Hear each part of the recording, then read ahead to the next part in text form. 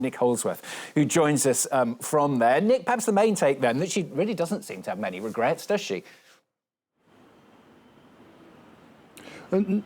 Not many at all, really. It's mostly rien regret. She does say that she regrets not doing more to try to prevent Brexit, which she saw as a real failure that weakened the EU. But she eventually concludes that David Cameron dug his own grave on that one, really, by giving in to demands from the right wing of his party for a referendum on the EU. Mostly, this is a very frank defence of her 16 years in power. She says that it was not a mistake to allow 1 million, mostly Syrian refugees, into the country in 2015.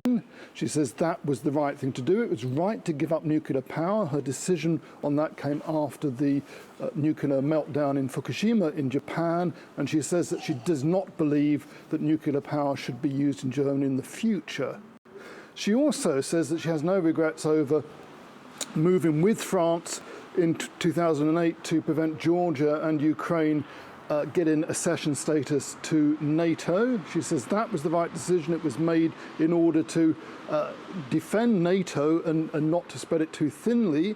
And she says that she has no regrets over brokering a peace deal in the eastern secessionist states of Ukraine in 2015, which is eventually those regions of Ukraine which Russia invaded in 2022. So no regrets there. And also, interestingly enough, no regrets in her memoirs, or perhaps a slight regret in her memoirs about the economic break. That's the 0.35% limit of GDP that Germany can borrow, and which has been the cause of the breakup in the coalition just recently, because parts of Olaf Scholz's coalition wanted to lift that brake on investment and debt in Germany, and that led to the collapse of the government and to those snap elections that are coming up in February in Germany. However, Merkel does say, well, perhaps we could ease that fiscal brake now. Whether that's a gift or a poison chalice to the next chancellor, we don't really know.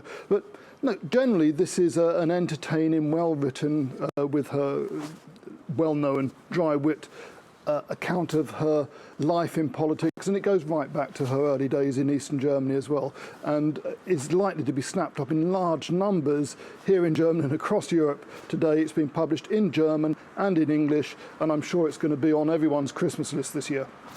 No regrets, but there are lots of revelations, aren't there? Oh, absolutely. She puts Trump and Putin basically into the same camp. She says they both have childlike grievances, they both come from an emotional space, they're both needy.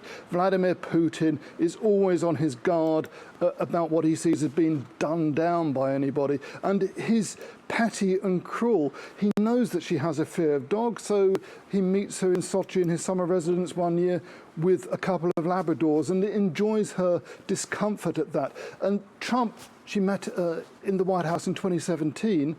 The photographers in the press pack are shouting, "Handshake, handshake." And Trump doesn't reach over to her, and she quietly whispers, "Should we shake her hands?" And he stands there with his hands in front of him, saying nothing. Again, that subtle art of the put down, which she also refers to as his transactional approach to politics, that it's always about his view as a real estate developer. Politics is a zero-sum game, and she's also got some concerns about the degree to which President-elect Trump now is getting into bed with Silicon Valley, is aligning himself with unelected people like Elon Musk, and those moves are, she doesn't quite exactly say it, but they're basically anti-democratic. So in the whole, looks like an entertaining and fascinating read of her 16 years in power. Nick, thank you very much. Well done for reading it so quickly as well. Nick Holdsworth, our correspondent there, joining us from Berlin.